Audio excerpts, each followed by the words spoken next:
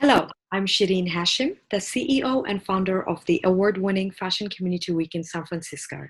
Our platform offers support and opportunities for emerging and underrepresented fashion designers. This year, we celebrated 10th edition of our existence. Today, you are viewing Fashion Community Speak, where we interview global fashion designers and industry experts who join us to share their story and expertise with us. Today, our guest is Shannon Ashford, founder and designer of the Los Angeles-based label Tomfoolery. From the time the brand has existed, it had made some positive noise in the industry for its eco-conscious collection made with fabrics made out of plastic bottles collected in Haiti. The brand had also engaged in noble mission in Kenya to offer opportunities for young women. The distinct Tomfoolery collection has been featured on Vogue, Vanity Fair, Glamour, Brides, and House of Cocoa magazine, to name a few. You may have also caught a glimpse of her collection on several Fashion Week runways such as Paris, Los Angeles, Vancouver, and on our Fashion Community Week platform, debuting her Spring-Summer collection on our 2019 and 2020 runway show. So welcome to Fashion Community Speak, Shannon. We are beyond elated to have you as our guest today. How are you? I'm good. How about you? I'm doing great. It is just so lovely to see you. Every time I see you, we are running around backstage or seeing you on the runway shows. But it is such a pleasure to speak with you today, face to face, although we are online. Why don't we get started? I'm sure everyone is excited to hear about you. Why don't we start with hearing a bit about your brand, such as what derived you to start the label Tomfoolery and why specifically the creation of the jumpsuits? For me, it was always kind of a childhood dream of mine to start a clothing company. I've started sewing when I was a kid, and even in high school, I'd wake up early in the mornings and make myself an outfit to wear to school that day. So it was always a hobby of mine. But I didn't want to start just another clothing company. I wanted it to be something new and different, and I didn't want it to just be any other brand out there. And when I was in college, the jumpsuit and romper trend hit really hard. So all of my friends and I were wearing rompers every time we were going out. And we were constantly complaining about how annoying it is in the bathroom to have to sit there and strip everything off and go. And it's one of those complaints I've heard over and over again from women and everywhere.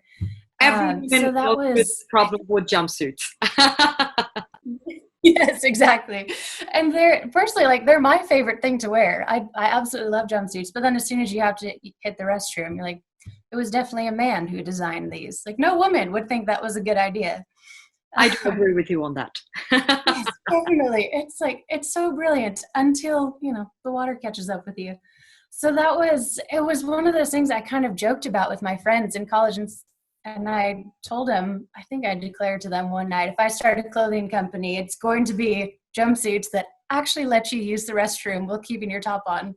So that was kind of the inspiration for it. And I got the design idea when I was on a sailing trip in Southeast Asia. A friend of mine got these Thai fisherman pants, and it's essentially the same design that I use. So you kind of like hold the front panel to your belly and pull the rest of the pant through your legs and tie it around.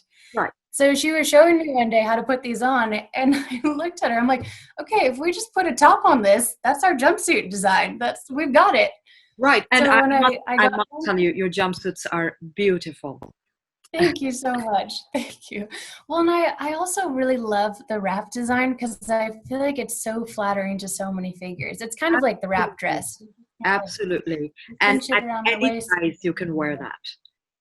Exactly. And honestly, I wore a jumpsuit for Thanksgiving this year, and it was perfect because as your belly grows, you just kind of loosen up the belt and it extends with you. Oh my gosh, how intelligent, right?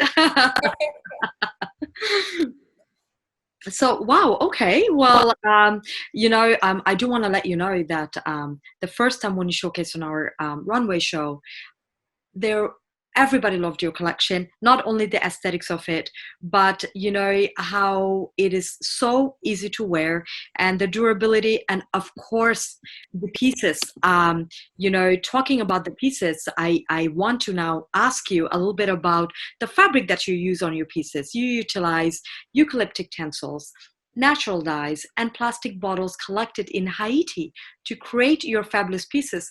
Tell us a bit about this sustainable process. Yeah, absolutely. The first collection I started was with a group in Port-au-Prince, Haiti called Thread International. Right. And they've been absolutely amazing since the beginning. When I tried to reach out to a bunch of different companies working with recycled plastics and turning them into fabric, and they were the first ones that got back to me. And they called me up one afternoon. I told them what I was making. They loved the idea, and they asked me if I wanted to go to Haiti. And so I said when, and I actually had the opportunity to fly over there. And they do such incredible work. They've employed thousands of people over there with this whole process of collecting from landfills and treating it in a recycling center. And it's an insane process. Even after witnessing it firsthand, it's kind of wild to go from the actual landfill they're collecting the bottles in, and then we went to the recycling center and seeing the process of the plastics are then sorted by color. They're all cleaned, washed, and then turned into these tiny little plastic flakes. And from there, it's melted down and spun into fiber.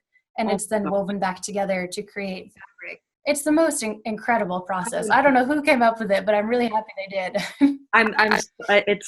The process is just, I feel that, as you know, that fashion industry is, the number 2 most polluted industry in the world. And the more and more of these type of processes are being introduced into the production process, I think the more and more we have a chance to help with the carbon footprint of everything that we're producing every year, So, so as we're talking about the carbon footprint, there are around 8,000 different synthetic chemicals that are used to dye, bleach, and process garments. Those chemicals are often caused, those chemicals are causing disease, deaths among farmers, and inflict serious birth defects on their children.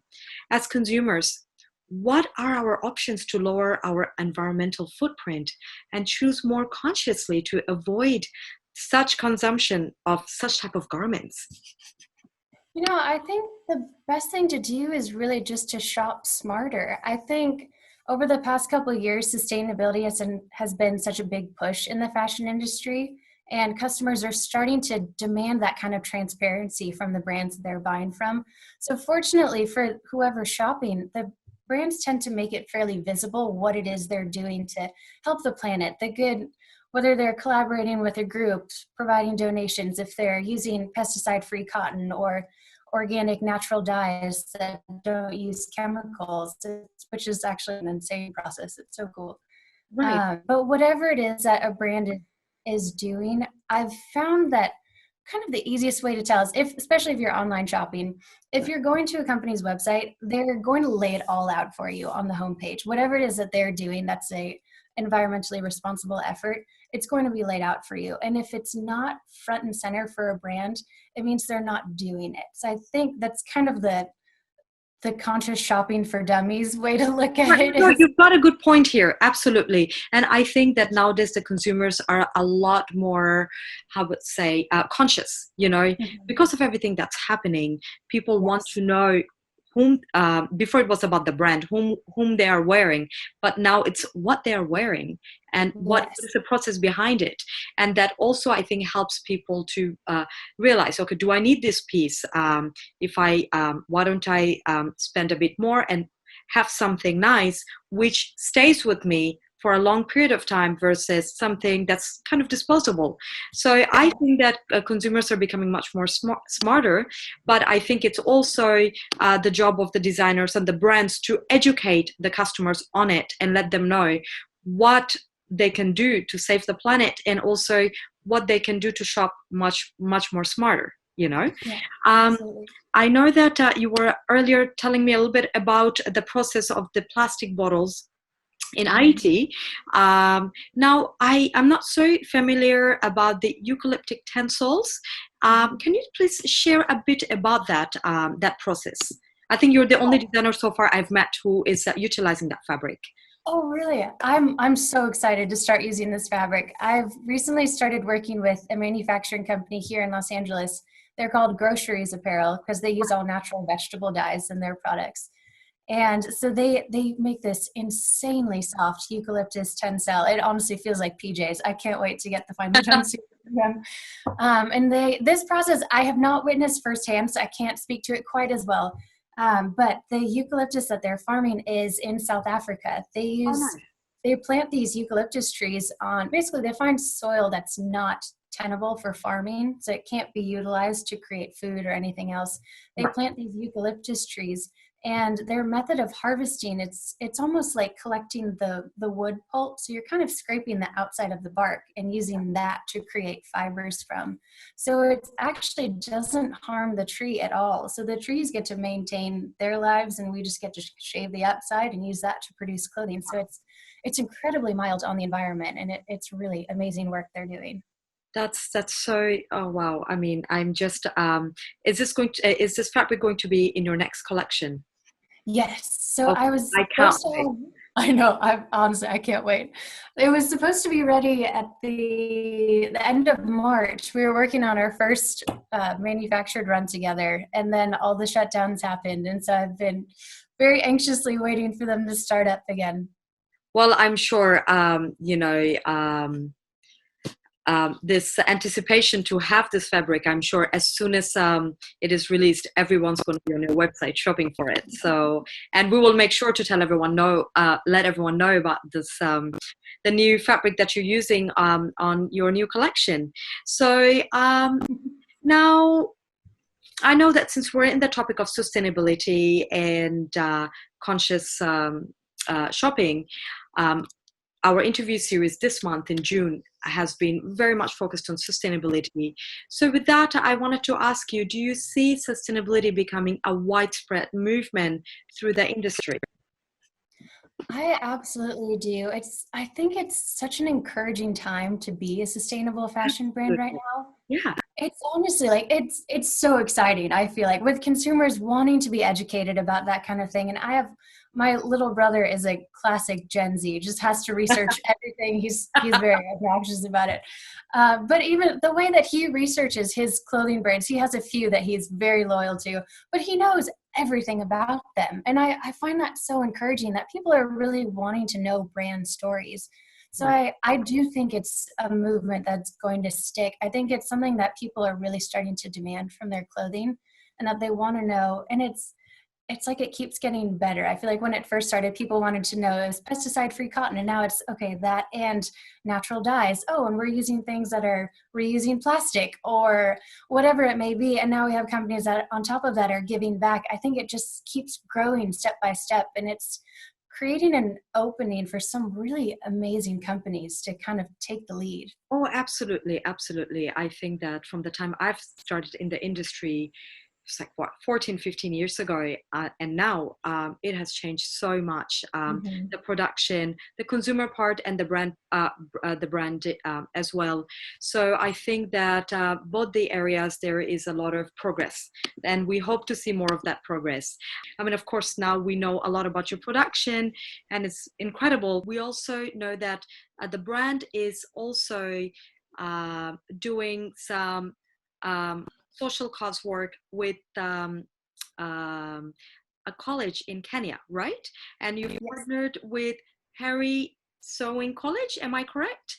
To Yes. offer opportunities for young women in the university. Sorry, in the Kenya College. Would you please share a bit about it? I'm so excited to know about it. Yeah, definitely. It's honestly, it's probably what I'm most proud of with starting this company. I was so excited to come up with this partnership. All of it happened rather serendipitously, the way it all came together. I've always wanted to work with artisans in Kenya. Ever since when I was 15 in high school, I had the opportunity to actually go to Kenya for about 2 weeks. There's my local church did this whole you spent the year fundraising with friends, then you get to go over the summer. And it was one of those places that of all the different countries I've traveled to, the people there just really, really weighed on my heart. And in a great way. When I was there, everyone just had this kind of infectious joy about them. And it was one of those places where I'm like, I need to be back here. And so I've always wanted to go back. And last year I was invited to share a collection at Paris Fashion Week. Right. And the fashion weeks I've done before, it's always been very last minute. When I did New York, I had 2 weeks notice. I got a phone call and said, "Hey, can you be here in 2 weeks?" I'm like, "All right, let's do We this." give you a further notice, I hope so. You did. You guys are much better about that. I have at least a few months. And with Paris, I had about 6 months to really prepare for that. So I wanted to do it right. And I got together with one of my aunts, my dad's younger sister, and I was telling her how I've always wanted to go back to Kenya, and it would be so great to find people who would sew.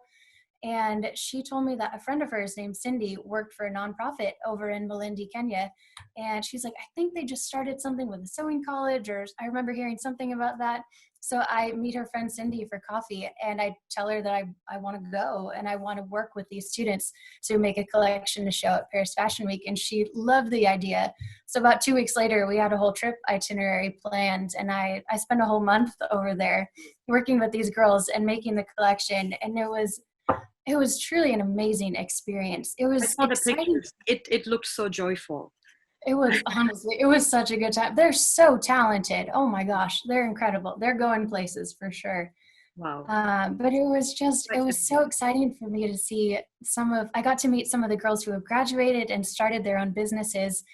And it was kind of a cool connection with, I'm starting a business here in America and I'm sewing all of these things myself. And it's funny, the discrepancy, because I feel like here sewing is very much a domestic skill, and I've kind of told my parents I was going to start making clothes, and it's very much like, okay, good luck with that one. and in Kenya, these girls are learning the exact same skill, and they're really creating lives for themselves. I mean, I met a couple of the graduates, and they have their own businesses. They bought their own property. They have a shop and their own home now, and they're buying livestock, and they're actually the providers for their families. And it's such an amazing experience for them to become independent like that. Wow. Yeah, because so many of these girls, they're kind of, it's kind of awful what they're brought up in, because women are almost like what a family gives away. You know, a daughter's only value is when she's married off. So giving them the skill to really make something of themselves and be able to dictate their own lives and their own choices, it's really incredible. Yeah. Wow.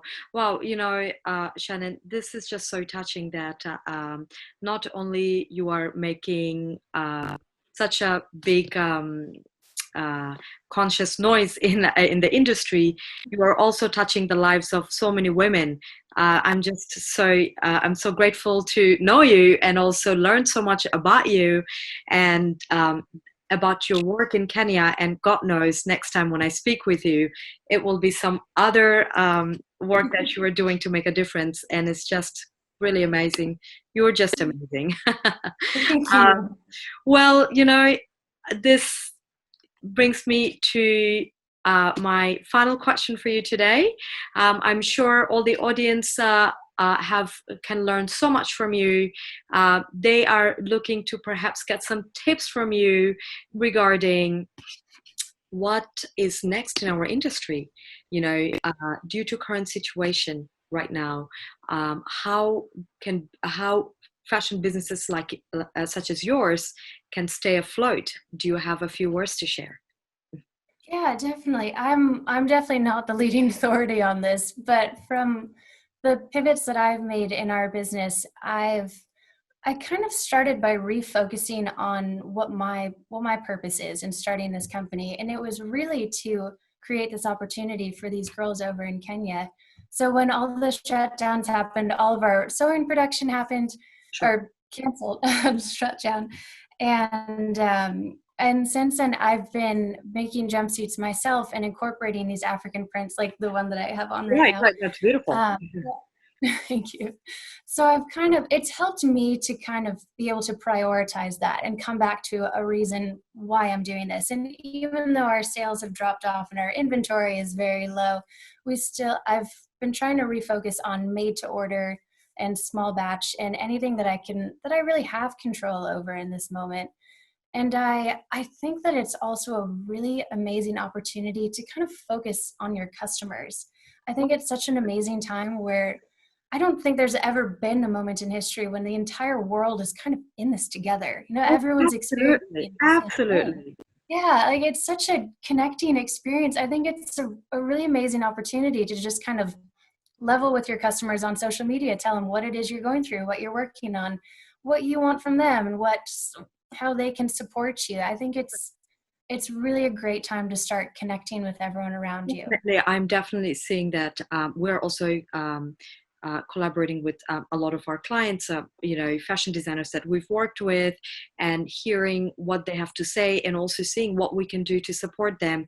And it's both ways. Everyone is open to collaborating and helping each other. So I think that, that could be one of the elements that everybody can continue practicing during this pandemic, to stay together, stay connected, and stay afloat, right? Yeah. Shannon, I think that it was just such a pleasure to hear a lot more than I know about you and your brand. And it was just so incredible to have you on our interview series today. Thank you for sharing such valuable insights with us. I'd also like to thank our audience for tuning in and watching the show. If you'd like to own some of the beautiful pieces of Tomfoolery collection, all the masterpieces are available on the eShop of www.tomfoolery.la. Tune in every week, same time, on our Fashion Community Week IGTV to watch live interviews with fashion industry tycoons on Fashion Community Speak. The interviews are also available on our Fashion Community Week platforms such as Facebook, LinkedIn, YouTube, and Twitter. We look forward to seeing you next week. Thank you. And thank you, Shannon. And I hope to see you soon when the lockdown is over. Okay? Yes. Thank you so much for having me. It was a pleasure.